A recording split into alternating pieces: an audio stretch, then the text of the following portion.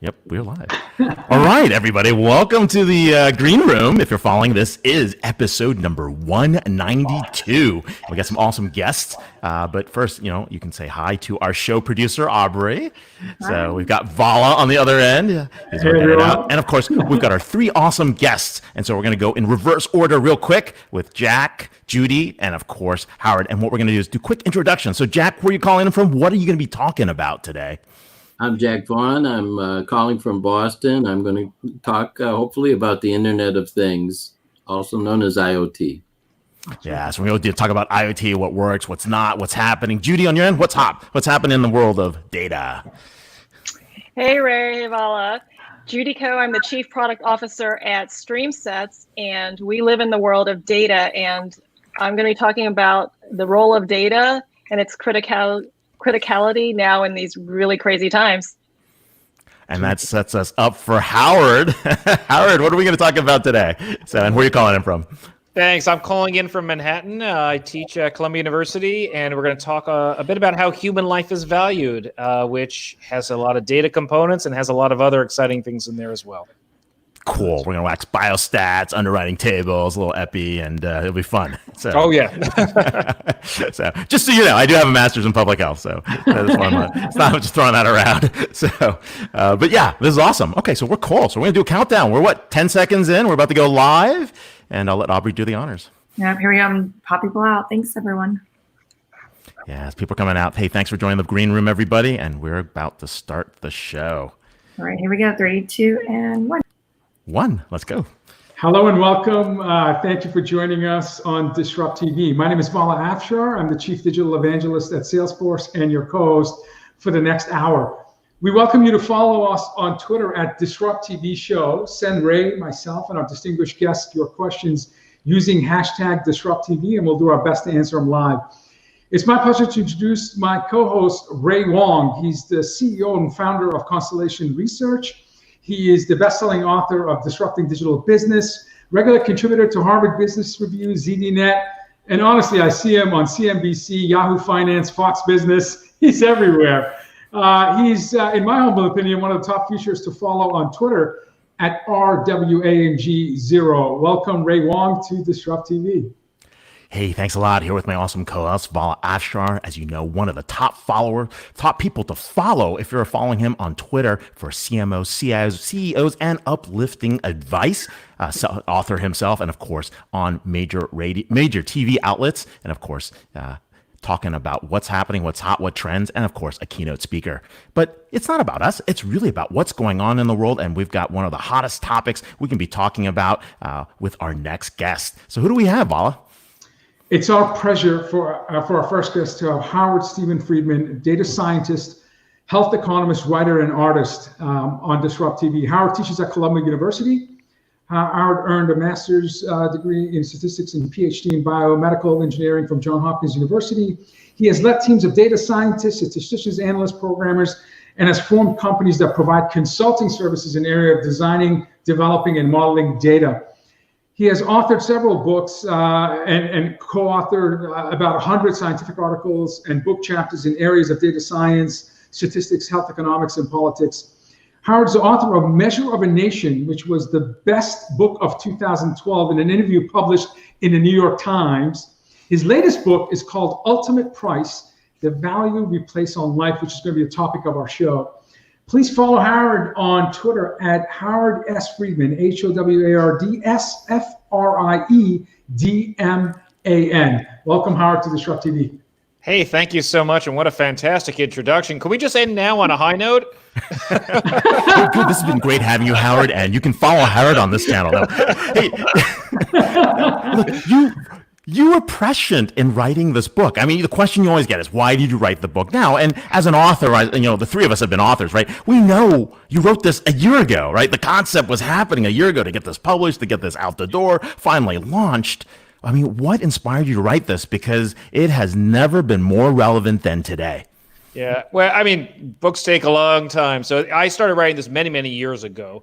For me, I just kept seeing this concept of how human life is valued coming up in all different areas of my work. And I was first really touched by the September 11th Victims Compensation Fund. A lot of people may not be aware of this, but after September 11th, there was a Victims Compensation Fund. Government money was set aside, and then payments were made. And the families of some victims were paid $250,000. Others paid over $7 million. And this was controversial. Why were some lives worth 30 times more than others? So that really touched me personally. I'm a native New Yorker. I was living in DC at the time, and to see these price tags on human lives. So that piqued my interest. And then, per that introduction, I do a lot of work in health economics, looking at how human life is valued from a health point of view. And I've been in business for many, many years. And so I understand how businesses do cost-benefit analysis that weigh the value of human life versus the costs of safety. So I've seen it from many angles, and I felt like the public wasn't aware of how pervasive this is and the risks involved. So I wanted to tell a story that could connect with people and make them aware. Yeah, you say that you didn't start writing this book to provide answers on how human life can or should be valued. Your goal was to shed light on the opaque and unfair ways that price tags are placed on our lives. So why is it important that we understand this? And you have unbelievable use cases, from traffic accidents to the 9/11 fund, in terms of the ambiguity and potentially unfair way that we place value on life. Yeah, and work at the United Nations as well. So, well, there's a single principle that I try to emphasize. The single principle is that lives that are less valued are less protected, and lives that are more valued are more protected. And we can go into statistics, but single cases are important. And I think about the Cheryl Thurston case. With Cheryl Thurston, this was a woman in New York. She was in a care facility. She needed to be taken care of at all times when bathing. And they were negligent. They left her alone. She slipped into a coma. She died within 24 hours. Her sister sues the care facility. And in the end, the judge finds the care facility negligent, causing her death. But the judgment is for $0. Why $0? As the judge said, her sister was not earning a salary. She was costing money. She herself never suffered pain. She never woke up. And when the judge issued this proclamation, she said, had Cheryl Thurston been chattel, like a chicken or a cow, then payment could have been made. And this is a tragic consequence when lives are simply not valued. Now, take this a little further in time. What message does this send to every single care facility in New York State? It says, follow the minimum levels of the law, but in case there's a negligent situation and someone dies, you may not have to pay anything. Now take us all the way to 2020, and I love your introduction. No, I did not anticipate a global pandemic right around the book release, but the timing is critical because people are seeing human life being valued all the time, day to day. And in New York State in particular, there is legislation that was passed just recently that protects care facilities so that for the thousands of deaths that have occurred during this COVID pandemic in New York in nursing homes and care facilities, they're not negligent. They're not responsible for any payments to the families of those who died. So this goes back to a point. This goes back to a point you were talking about. Choosing the health metric is also very important in the book. And let's talk about the different types of health metrics and what they could mean in terms of the outcomes that people are looking at in terms of the value of the life or the payments or what the compensation is for an injury. It's a fantastic point because we presume that we're all kind of operating on the same set of logic and numbers, but we aren't. Think about it. You have a health system. Every health system has limited resources. They have to figure out where are they going to spend those limited resources. And you have a choice. Maybe you want to optimize the dollars spent per life saved, right? The human lives. And that seems reasonable. But another person could say, well, maybe I'm trying to optimize the dollars spent per life year saved. After all, I want to maximize the number of life years in the future. A third might say, well, what about the dollars spent per quality adjusted life year? Now, these aren't theoretical concepts. Economists use this all the time as part of their daily practice. So in the United Kingdom, this is a standard metric to look at is what is the incremental cost per quality adjusted life year? Why does this matter? Well, very simple. If you're talking about lives versus life years, well, life years favors putting more money, more time, more investment in younger people. When you start adding in this adjusted factor, this quality adjusted life year, suddenly you start more putting in money, effort to save younger people who are healthier to the detriment of people who may not have full capability to walk, for example, or other measures in this quality adjustment. So all lives suddenly are not valued equally. And it's worth contrasting that with our regulatory system, which has a very different principle. Sure. Going back to the 9/11 compensation fund, in your book, you talked about a variance that went from $250,000 to $7 million. And then you compared that to the Boston Marathon by contracts where all of the families were rewarded or paid the same amount, regardless of wages or dependents. And the same person, Kenneth Feinberg, oversaw both distribution algorithm and logic. So what was the difference between the 9/11 fund versus the Boston Marathon? There's a few differences. The first one is the September 11th fund. That was public money. It wasn't private money. And he had a constraint. He was told that he had to take economic considerations into account. Basically, he had to simulate at least a little bit of what happens in a civil court. What that meant was he had to think a little bit about salaries because that's how civil courts work. But he controlled it. He said, no matter who you are, there's a minimum amount. There was going to be no Cheryl Thurston situation where the payment was zero. Right. He also capped the top. He said, even if you're earning millions, and some of the victims probably were, he's not going to assume that in his calculation. He capped it. Had he not capped it, the range would have been much, much further. But he had that constraint. The Boston Marathon was different. That was a private fund, private money, no constraints. And what's interesting is just about 2 years after he had finished administering the Boston Marathon, the September 11th fund, so back in around 2004, he stated that a better system would have been to pay the families of the victims the same. According to him, it would have been less controversial and that it would be more accepted by the public and easier to administer. No fancy calculation, right. The same amount. Right. So fast forward to the Boston Marathon bombing, he has control. No one's telling him what he has to do. They say, we trust you. You know what you're doing. Give us the fairest thing you can imagine. And he stuck to his principles. Well, it is amazing because rarely do we get the chance in life to correct an error. And he stated that he didn't think he did the job right. And he got the chance to correct it, and he lived by his word. And so that's why, come time for the Boston Marathon, he lived by his word. Families of all victims were paid the same, regardless of age, income, or any other aspect that could have influenced the payments. And do you think that sets the standards moving forward?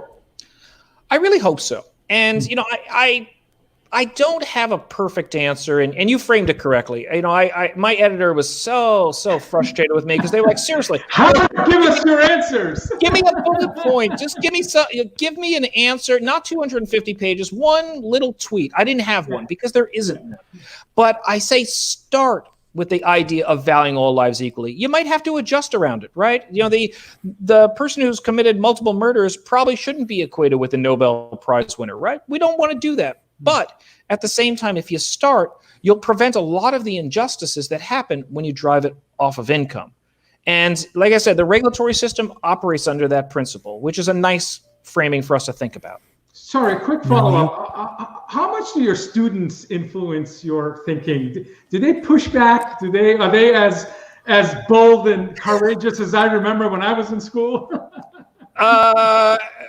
Do I finish every lecture with them standing ovation? They say, wow, professor, every single thing you said was 100% right. And no, of course not. I learned so much because they challenge me. Yeah. And the reality is my thinking evolves over time, right? As I learn from them. So it's a dialogue, it's an education. And to your point, if folks look at my acknowledgement section of my book, about half the people I acknowledge are actually former students who I've learned from as part of our engagement. So professors, they get paid to learn, and the students are paying a lot to teach those professors. No, it's great. And you bring up one other point that I thought was pretty interesting about how life insurance works, right? I mean, I think you said it's the only time where you value your own life, but then other people are valuing it in a different way on the back end. And I think people should really understand how that works, right? Because, you buy a policy, you think, it's $1 million, 5 million, whatever, 100,000, whatever your life insurance policy is. I mean, there's a lot going on in the back end that strangely is not regulated. Well, Ray, you hit a couple of great points on that. The first one is all of these calculations we've talked about so far, that's someone else putting a price tag on your life. Whether it's a company, whether it's the civil courts, whether it's regulatory agencies, someone else is doing it. In life insurance, you get to figure out how much coverage you want. And there's ways to do that. You could specifically look at what is the replacement need of your family? How much money do they need in order to have the life that they would want if you're not around? You could look at what is the lost income. You can look at different metrics. In the real world, most people don't do a lot of fancy calculations with Excel spreadsheets to figure out their coverage. What they do is they look at affordability. They say, what can I pay? And what gives me what seems like a good number? And if that good number is $500,000 or $1 million, that's probably where they're going to go. But in the background, you have statisticians, actuaries doing the analytics, trying to figure out what is the probability of this person's mortality as a function of age, and basically doing risk splitting, because that's their whole business, is risk splitting.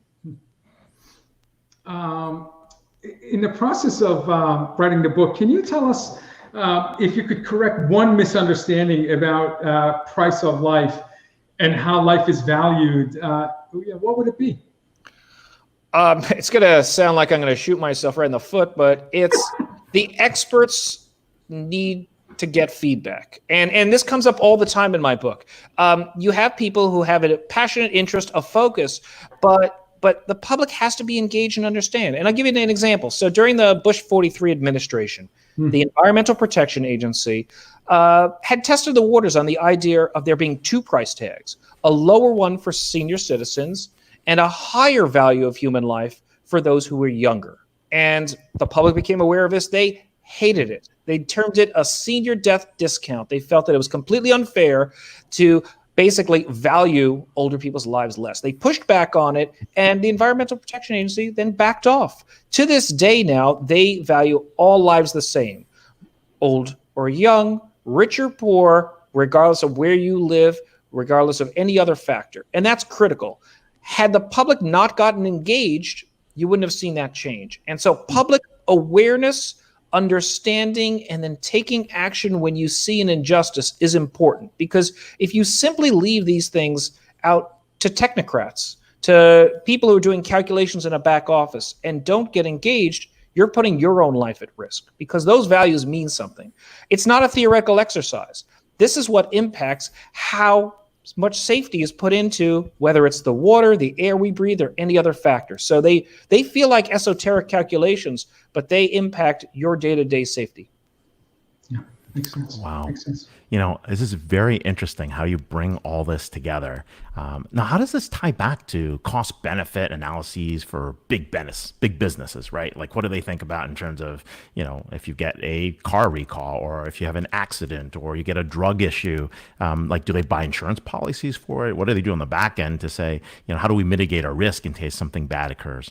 So the dotted line actually goes straight across, because you know, when you talk about a private sector company or for-profit company, they're thinking about profitability. That's their essence, that's their existence. And so they have to constantly balance the safety of their devices with the risks and corresponding, you know, losses. And losses for a preventable death or injury are related to lawsuits, regulatory fines, and damage to the brand. So what happens is, let's say you're a car company. You will find them doing calculations. There's a famous Ford Pinto case. So back in the early 70s, Ford made a business case argument to the regulators that the cost of them making their cars safer would vastly exceed the value of the human life saved. And they literally inserted numbers for what is the value of saving a person from dying or value of saving someone from major injury. Now, that calculation became infamous. Why? Because Mother Jones wrote a scathing article, brought it to the public attention. Here's the fact. The fact is, these companies have to do these calculations. Why? Because they can't put in every single possible safety device that ever exists and stay in business. They'll be out of business. So they have to make a decision. Now, how does this play out practically in the courts? Well, most recently, a few years ago, in a Toyota acceleration case, Toyota knew about an issue in their accelerators. Yeah. They must have thought through what was it going to cost to fix it versus what would they pay later in fines as well as lawsuits and damage to the brand. Well, whatever that calculation might have been internally, the reality is they ended up paying approximately $10 million per person who died. So that preventable death was less than 100 people, but the cost was enormous. So if you're a car company, you now insert in your cost benefit calculation $10 million per preventable death. And when that number is high, that means you're going to invest a lot more in safety. So a theme that came up right at the very beginning of our talk comes right back, which is lives that are more valued are more protected. Lives that are less valued that are less protected. So if that number had come back and they only had to pay $10,000 or $50,000 per person, they wouldn't invest as much in safety. That's the important thing. And the message goes to every car company out there. They see that number and they know they need to put a high number in to reflect what is the real world of how much they will have to pay if they could have prevented the death and chose to not. Sure. This is my last question, and I'm going to play your editor, if you don't mind. For the last 3 months, your editor is, Dr. Friedman, come on, tell us the ethical dilemma of whether it's worth risking more deaths to reopen the economy or not. So even though you don't have the answers, what are your thoughts about this back and forth intellectual discussion that started in February and continues to go on regarding COVID-19? Public health versus economic health. Well, first I keep thinking of Harry Truman, where he desperately searched for a one-handed economist, so you wouldn't have on this hand and this hand. Here's the facts that a lot of people are uncomfortable with. Fact number one: our regulatory agencies balance public health and economics every single day. That's literally part of their job function. They're required to do cost-benefit analysis. That's fact number one. Fact number two, the problems that they're used to are much better understood in terms of what is the risk involved and what are the ramifications, right? So what is the uncertainties? So they understand the science better.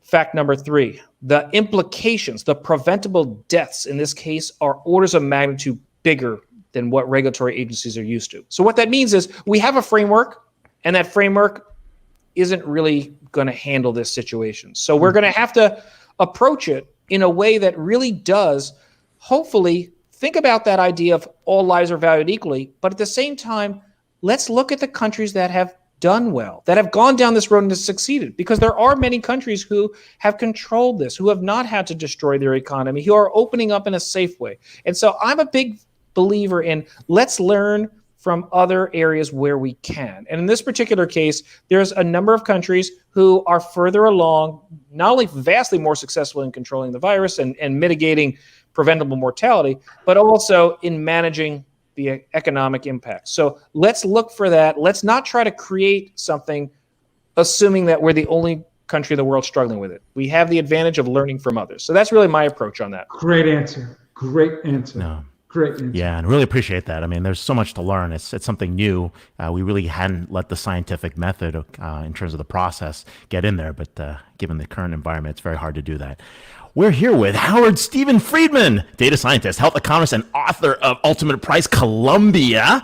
He's at the Columbia School, and more importantly, you can follow him at Twitter at HOARDSFRIEDMAN and get his book, Ultimate Price, Value Placed on Life. It's a very, very important book to read, especially given what we're going through now and, of course, going towards the future. So thanks a lot for being on the show. Thank you. It was a pleasure. Take care. Thank you, sir. What an amazing way to articulate complex topics and critical thinking. And we're going to follow up with another amazing guest on DisrupTV. It's our pleasure to introduce Judy Ko, Chief Product Officer at StreamSets. Judy is the enterprise software veteran and expert in data integration and management. Currently, Judy is the Chief Product Officer at StreamSets, provider of industry's first data ops platform for modern data integration.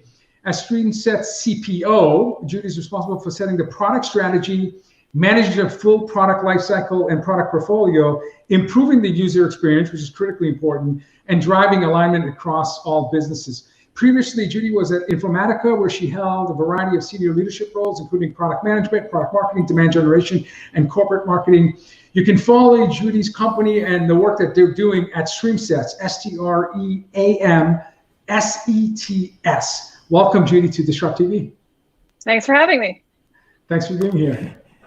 Hey, thanks a lot for being on the show. It's been a long time. We haven't talked in a while, but more importantly, you've been immersed in the data space forever, right? You know it, you understand it. It's the inside. And we get these interesting phrases all the time. Data is the new oil. Data is the new bacon. You can't do data without digital, right? I even say that. But the point being is what are people talking about? Like, what is this data that everyone's trying to get at? And why is it so important today and even more important in the future? I think data is now, we don't want to compare it to oil because it turns out a lot of us can live without a certain amount of oil because we're not driving anymore. I think it's almost become water and air at this point, particularly for a lot of organizations, whether that is companies or government organizations. The ethos of our company is handling data when things are changing all the time. It's one thing to manage data in kind of a traditional environment where you have some databases and you have some apps and you kind of run things as business as usual, and things change once every few months, and you handle things through a change management process. What the ethos of what we do, it has become crystal clear as I've been talking to our customers over the last few months. There is so much changing in the environment, the public health environment, the regulatory. Are people allowed to go outside for a walk with or without a mask? What's it doing to my supply chain? What's it doing to my employee base? What's it doing from a macroeconomic environment? We're talking with customers who used to get by with looking at kind of trends on a monthly basis, and, just checking where things were at. They're checking on a daily basis now because, as we all know, everything is changing weekly, if not daily. So the only way to weave your way through that is through the data and understanding what's going on. I mean, part of it is, reading things, the latest news report, but part of it is looking at the trends of what's happening in your organization, your supply chain, and your business, and being able to react to that. So I think to know what to do next, data has become more critical than oil. We can live without oil. We can't live without data right now. No, it makes, and I love the analogy to water. We're going to have Crawford Del Pret, who's the president of IDC, on our show in the upcoming weeks. And he talked to us about, in the past, he said data is not like oil, data is like water. It's essential for life, and it needs to be clean and accessible. And I thought that that was a great way of a great analogy in terms of importance of data. Now, you talked about speed and relevance as important currencies where people are trying to make decisions. Organizations are trying to make decisions in almost real time. It's no longer quarterly business review to the board or monthly reports or even weekly summaries. They're in the moment. It's that minute, that hour, certainly that day. So do you suspect that the companies and the CXOs that you're talking to will continue that desire to have a near real-time analysis and decision-making, or will it revert back to 2019 pre-COVID, where there wasn't that same sense of urgency in terms of capture data, analyze data, make decision, and act? I think this is going to be one of those changes that is relatively permanent. I think once people see, so right now it's a crisis management mode, right? So people are reaching out, they're trying to get data, tap into data they've never had before. And sometimes it is literally crisis management. Their supply chain's breaking down, or people are getting sick and they need to figure out what's going on. And so they're having to tap data from things that they've never looked at before and having to pull it together overnight. In other cases, there's actually opportunities for growth for the companies that are scaling. Equally, I think as they are changing not just their technical approach, but it's a mindset approach. Like, okay, we're not going through a 3-week governance process. We're pulling this stuff together overnight. Deal with it. Once they see the benefits of that in terms of their organizational agility and resilience, I think it's going to be very hard to go back to the old ways. And I think this is actually accelerating this shift to what we call a data ops mindset. So, it's a term we use a lot. We didn't coin it, but this operationalization of data so that you can really turn on a dime knowing that there's a lot of dynamism in the environment. Once people make that shift, they're not going to go back. And I think so, even when we're out of crisis management, then it'll be about how to pursue new growth opportunities, how to get new products out to market faster, how to understand really deeply in real time kind of customer and market demand trends. So that'll be in the future. Right now, crisis management, and we're probably meaning that for a while. So the data ops term, right? That's kind of like a play on, SecOps, DevOps, data, agile DevSecOps, agile DevSec, AI ops. Right? There's all this that go on, right? ML you see that, yes. And ML ops, right? But it's really talking about agility, right? The ability to get to that agility, move quickly, be able to move that data around as you need to. There's another term that you guys use a lot, and you've been talking about as well, is data drift.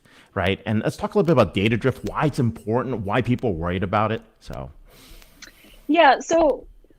drift is really all of those unexpected, often undocumented, unannounced changes to data that are now pervasive in how we live our lives.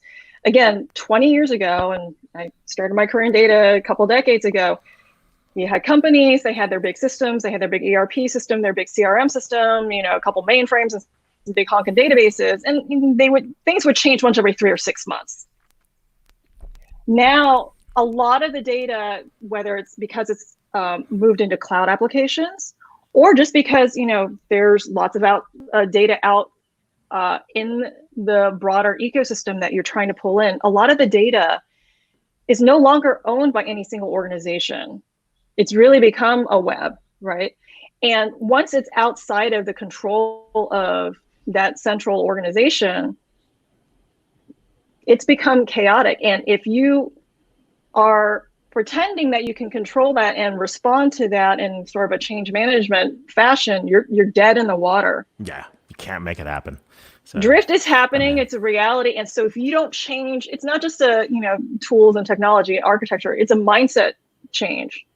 So if you're fighting drift, you're fighting change. Actually, drift, it makes it sound bad, but it's not. Drift is a sign that there's innovation, that things are changing and keeping pace with things. But the traditional mindset's like, oh my God, it's chaos and I got to control it. And so it's like, you got to do a jujitsu move and kind of roll with the changes, right? So be like friction, it's a force. Yeah, Exactly. It's like what Bruce Lee said. You got to be like water. You got to be able to flow in and out. Exactly. You're not the brick wall trying to stop the change and stop the drift. That's a dead end. Right. But so here's the challenge that I talk to CMOs, and our research from my company shows that an average marketing team, a high-performing marketing team, they have 12 different data sources. As much as they want to have fluidity and control, on average, they have 8 data management, what do I want to call it, tools. They have a CRM, they have a data management platform, DMP, they have a customer data platform, CDP, they have a consent management platform, they have a email service platform, advertising platform, social media, and email, and so multiple data sources, multiple tools to manage. So they're trying to have some control, yet they want to embrace collaboration and fluidity. So what type of culture do you need in order to be able to balance the need for flow and continuity, but at the same time, the precision, knowing that marketing needs to operate like surgeons in terms of really target to segment of one and deliver the right content on the right channel at the right time to the right person? So I think there are a couple core principles. So part of this mindset shift is getting away from a old-fashioned, very centralized command and control approach.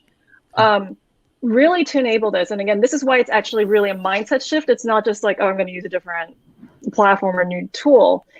You have to enable self-service. You have to enable the people who are closest to the business, the people who understand the needs, to be able to get the data, to be able to analyze it, figure out what it means for them as quickly as possible. And so that's scary for a lot of people who oh, well, they're going to hurt themselves, they're going to break something. So that's a big part of the mindset shift. And so you have to, so that gets you the speed and the agility. So then the other half of the equation is resiliency. Well, if they do hurt themselves, you don't want them to take the company down. Right. Right. So then it moves to, then there's a layer of, instead of kind of a governance process and this very heavyweight onerous thing where you like, there's a million checklists that you have to fill out before you can get to do anything. There's pervasive policies that can be implemented in real time so that you can still put the guide rails up around, say security or access, resiliency, so that you can let those people closest to the need, closest to the business understanding, do what they need to do.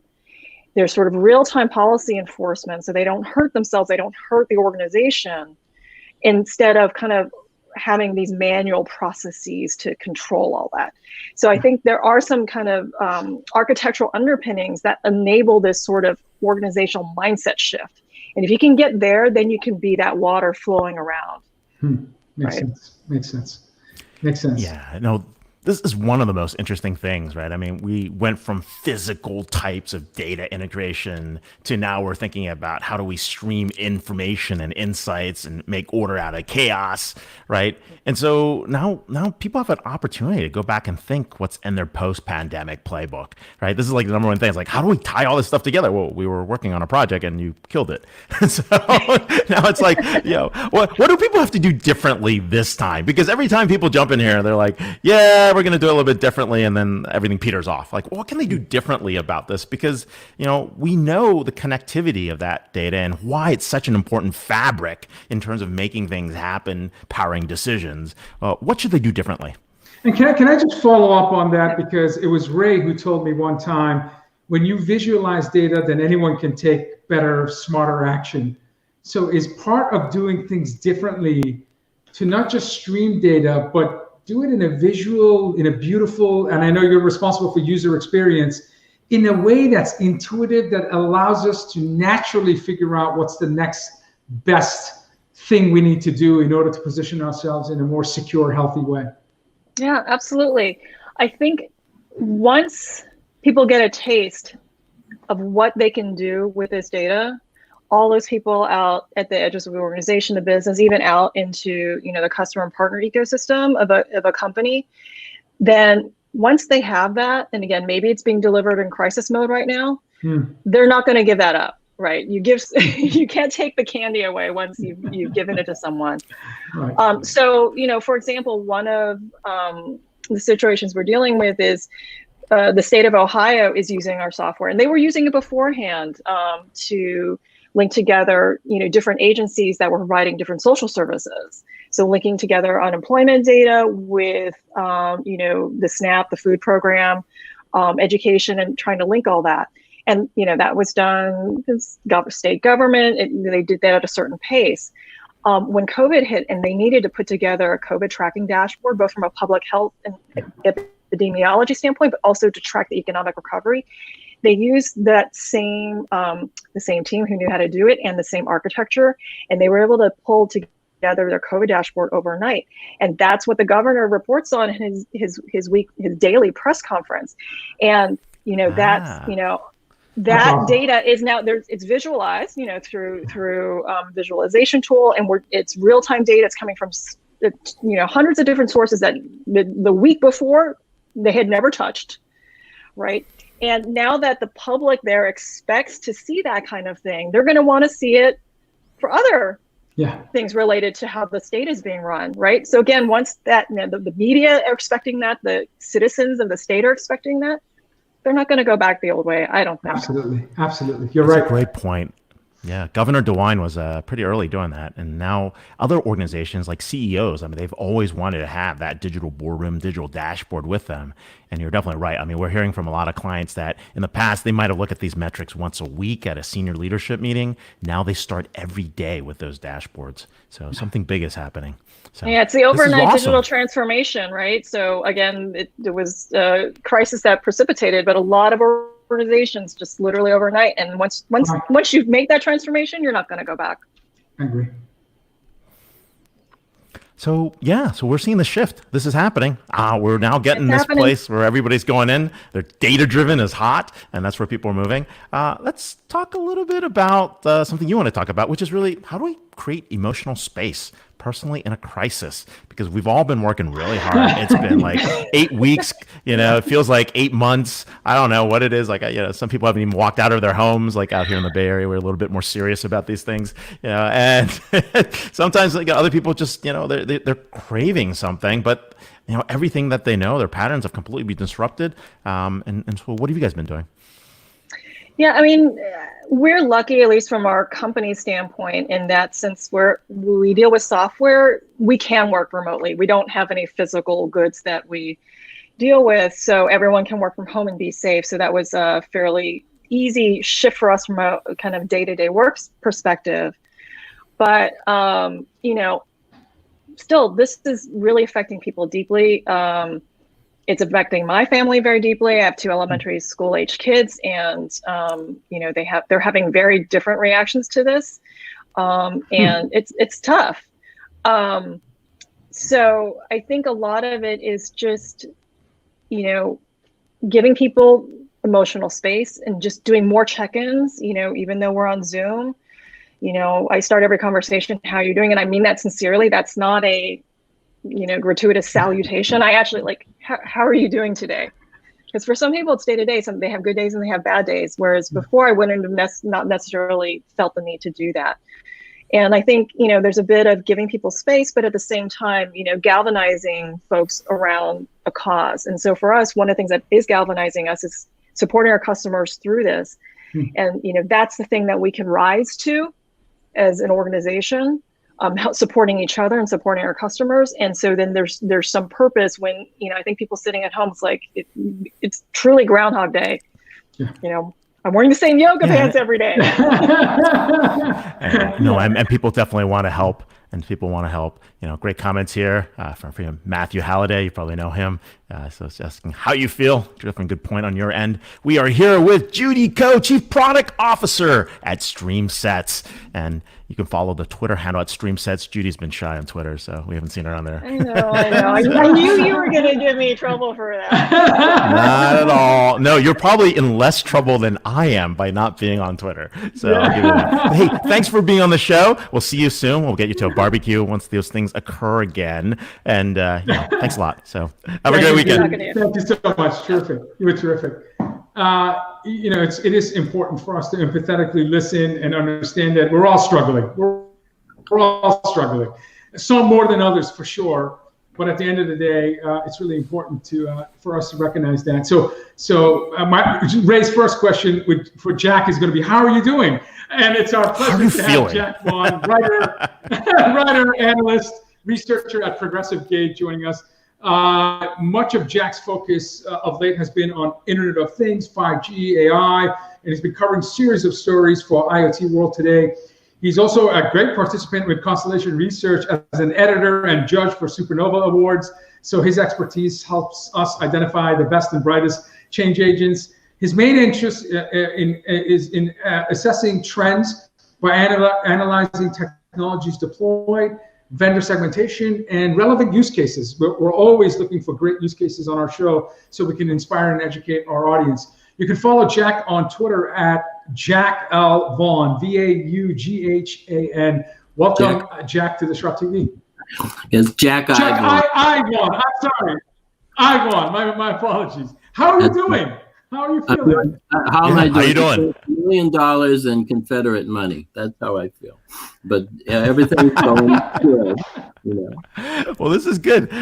Hey, look, reason we wanted to get you on the show is because you've been following IoT for a while. And as one of those big disruptive forces, this has been one that's taking a little bit longer than normal. At least it's not like cloud. Cloud's been around for 20 years and we only have 20% adoption, which is kind of hilarious, right? That one's a real slow one. We're like, come on, what's going on here? But IoT has had so many interesting, changes, shifts, business models. So when we think about IoT today, what do you think is different, versus some of the other transformations that we've seen in the past?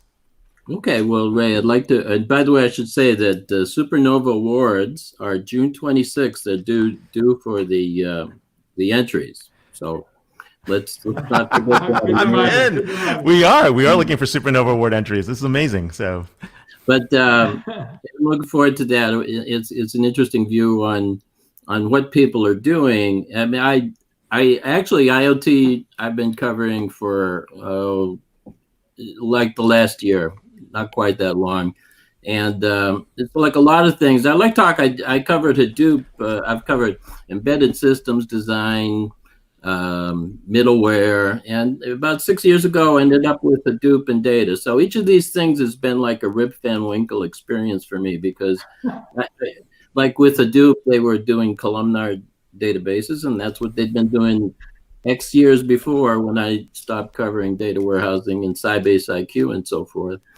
And so you meet things new again. And my take on IoT World or IoT, and which I've been writing about for IoT World Today quite a bit, is that at the end, first of all, IoT is happening because there's a lot of devices out there, and they're a lot cheaper than they used to be. They can become much more proliferate.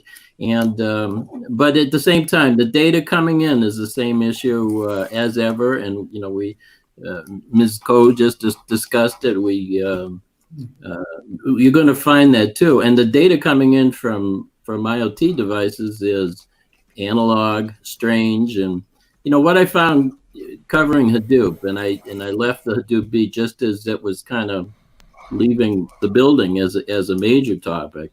Is that there's hard to build prototypes. That it's nice if you can get help from a vendor. This is somewhat I see with, for instance, Google buys of Looker and Salesforce's buy of Tableau. That they're trying to see what can be packaged up because it's too hard for people to build a lot of this stuff and succeed. So that was true with Hadoop. And it's true with IoT too. The information comes in. What do you do with it? So we're still at a point where the technology and the complexity of just getting your arms around that technology still needs some simplification. It still requires people who kind of are more developers than regular individuals into the space. Yeah, and it's radio frequency developers, and it's not just sort of developers, it's embedded systems development. There's been business models that are emerging, and the way I look at IoT is that it's more like Industry 4.0. So if you are really going to digitally transform your operations, that's what IoT has set out for itself to have to do. And basically, it is like the cloud, that there's a lot of devices that are now connected. The world, there's large distributed computing and connections, but to actually make business models of them is a little more difficult. Amazon's been a real force in a way with that one-day delivery, that last mile issues, and so now people can track. Of course, with the web, one of the big first killer apps was the FedEx tracking app. And now FedEx is happy if you like to be your logistics service, not just a package service. But on the other hand, a lot of people say, well, I'd like to put sensor devices on my materials that are in transit, so I know where they are. I don't have to call somebody or use the internet to find out where it is. So this is a place where supply chain, last mile, tracking, these are things where IoT was definitely making progress, and yet to capitalize on it again, when you bring the material in, there's some organizational things that have to happen. So it sounds like a lot of things are happening, right? You talked about radio frequency engineers that are needed here. And, that means like there's some convergence of 5G, right? There's a lot of data coming into play, right? And that means like we need IoT, right? There are other folks that are popping in, right, that are important, right? Understanding the big data, understanding the AI that's required. They're all playing a role. What's important? Like, how do are these converging? Are these similar skill sets that people have to worry about? Well, of course, we're looking at teams, building teams that can work across this. A different, besides data ops, there's some discussion of, really operations like factory floors and so forth to be more connected with the IT department.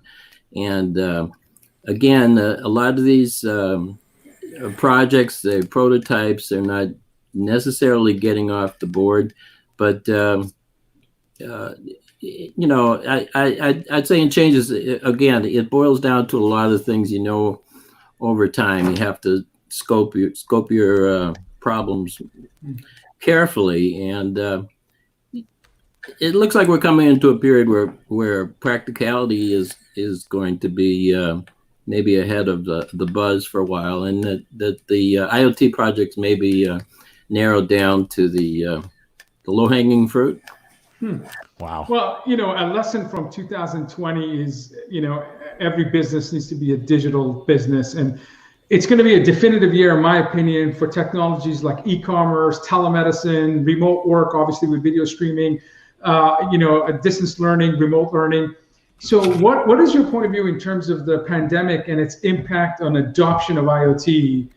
And, before you answer that, we had ARK Invest on the show, and this institutional investor, and they looked at Tesla technology and said, this car with the hundreds of sensors and the ability to innovate in terms of autonomous level 0 to 5 is 3-4 years ahead of any other car manufacturer in the world. So a lot of this combination of machine learning and IoT and 5G and edge computing is going to place, in addition to the battery technology and the AI processors that they're building in-house, is positioning this company to be the first $1 trillion market cap auto manufacturer. So incredible amount of technology driving the value for Tesla. What has the pandemic done in terms of accelerating IoT adoption, not just in terms of new business model innovation, but capabilities that are now a necessity in this contactless distributed digital world that we're a part of? Yeah. Well, I have to say it's early, but you've seen Zoom and you've seen telehealth. It does seem like AR, or artificial reality, which has a lot of and in the form of digital twins. These are all things that IoT has been a part of. IoT components have enabled this to begin to happen, and a striking thing. One of the stories I worked with, I talked with the SAS Institute system architect, and Michael Thomas. He had told me, he had said last fall he had done a demo on how you would clean medical rooms, which was all of a sudden a topic when I talked to him in March. How you could use artificial reality to find the spots where they should focus people that are tasked to clean, to do that. So we see a supply chain sort of reconfiguring, and I should mention that the parts, the components in these systems, we'll see how it goes in terms of if there's a slowdown in that, if there's a slowdown in the 5G rollout, if consumers, at what rate they buy the 5G phones, which include 5G cameras. So there'll be more automation, and that, of course, I'm taking that from Holger Mueller of Constellation. Yes. The automation imperative only gets stronger. I don't just edit these things, I read them too. Yeah. And but we'll see how the supply chain reconfigures, or if it does. Right now, we're expected not to have maybe the same type of globalism that companies may have become familiar with. And yet, the sun may come out and things may roll as they do. We're all hoping for that. We're all hoping for that. Yeah, no, we're definitely saying for that. Hey, now, we're this shift, right, that's happening, that we're talking not just on IoT and on the convergence of 5G and what happens, right? I mean, what the SaaS system engineer that you're talking about, I mean, he's been spending a lot of time on augmented reality and really talking about streaming analytics, really trying to make data immersive. We're starting to see that as well in other areas. But for you, like, where do you think the biggest use case for IoT will pick up? Is it something that's going to be post-COVID related where things are contactless, right? You just never touch into someone, or is it going to be an automation like you were saying earlier, or do you think it's even much simpler than that? Well, again, like one way of looking at IoT is as Industry 4.0. These systems, once they get in there, they're in for many years. And they still face the same issues, that there's just a variety of standards, a wide variety of data types. And I like what you said about cloud. It's, as a reporter, we got tired of writing about cloud after maybe 5 or 6 years.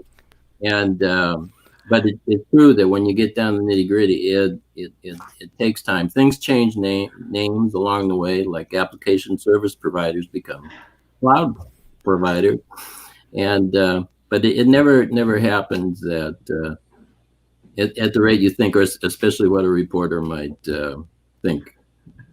You're absolutely right. Absolutely right. Go ahead, Ray. This is wonderful. Hey, we are here with Jack Vaughan, writer, analyst, and researcher at Progressive Gauge LLC, and you can follow him at Jack IVAUGHAN. Jack's been helping us a lot as one of our editors. I judge for our Supernova Awards. Get your Supernova submissions in, as he's asked us to do, and more importantly, sharing on IoT. So check out some of his writings, follow his Twitter feed, and thank you for being on the show, Jack. Thank you so much, Jack. Best days. Thank you. So what was the deadline, Ray? June 26th? I don't know. I don't remember the deadline for... I will defer to Aubrey. I think she knows. I think it is June 26th. So it's pretty close. So it's incredible to have 3 experts, economists, health economists, data scientists, folks that have been covering technology, emerging technologies, talk about how important it is for companies, individuals, organizations to be data-driven. To have that scientific approach and make decisions not based on emotions, not based on assumptions, but truly operate like surgeons, where they leverage data to get to the grounded truth. And I think that's critically important for business, especially in this post-pandemic world. Your thoughts on our 3 guests? Yeah, no, I think we're starting to understand the impact of data, what data actually has a impact on human life. Data has an impact on our business and our environment. Data is impacting what's happening on the world of IoT. And what we really have to do is think about the upstream and downstream uses of data, protecting that, ensuring it's private, making sure people feel safe and comfortable around it, and that data can be used for good. I mean, there's elements of that we're seeing in the world of contact tracing, what's happening from epidemiological perspective. So the challenge really is how do we make that an asset, protect that asset, help organizations figure out when to share that asset as well. And I think we're starting to come to grasp with it. This is something people didn't value before. You see this in mergers and acquisitions today, in the post-merger integration, and the even in the due diligence, they're trying to understand what the data strategy might be, how that data plays a role. So it's definitely there, and it's been great to have these 3 guests on. So absolutely. But, hey, it's 192. What's up for 193? Who do we have next? I think we got some special. It's gonna be a special episode, I believe. I think so. So we've interviewed 579 guests so far, and this is not disrespect to any of the 579 guests, but my favorite guest is coming back on the show. It's our pleasure to have Tom Peters, author of In Search of Excellence and 18 other books that have sold over 10 million. I just want to first of all, I want to thank the Disrupt TV community. In the month of May, we're averaging close to 50,000 views of our show. We had 62,000 views of our show last week, 55,000 views the week before, an excellent episode this week. But when Tom Peters came on our show, we broke 100,000 views. So he is by far the most popular guest we've had on our show, and he's gracious enough to come back. And we have a lot to talk about with Tom, and so many topical things he's buttressed by another guest that's amazing as well. Yeah, exactly. Michael Sikorski. I mean, this is crazy. He is one of the most successful CEOs and entrepreneurs. One of the fastest growing startups in the U.S. And co-founder of Robots and Pencils. Ernst & Young named him the top entrepreneur in Canada. He's extraordinary. So because of Tom and Michael, we've decided to just have 2 guests next week. We typically have 3, but Tom is a legend and Michael is on his way of becoming one. so we're going to have only 2 guests. We hope you join us. And we have a special guest June 16th, him and his other half. Yes. Some would say his better half. Yeah, so, I don't know if you want to have the breaking news, but I'll let you decide whether we want. All right, we'll say it. We'll say it. I'm getting notes from our producer. She's like, "Say it." Okay. All right, you want to make the announcement? Yeah, go for it. Go for it. So we have the former Prime Minister of Australia, Malcolm Turnbull, and his wife, the former mayor of Sydney, on a back-to-back special edition episode, and it will be airing, I believe, 9 p.m. Eastern, 6 p.m.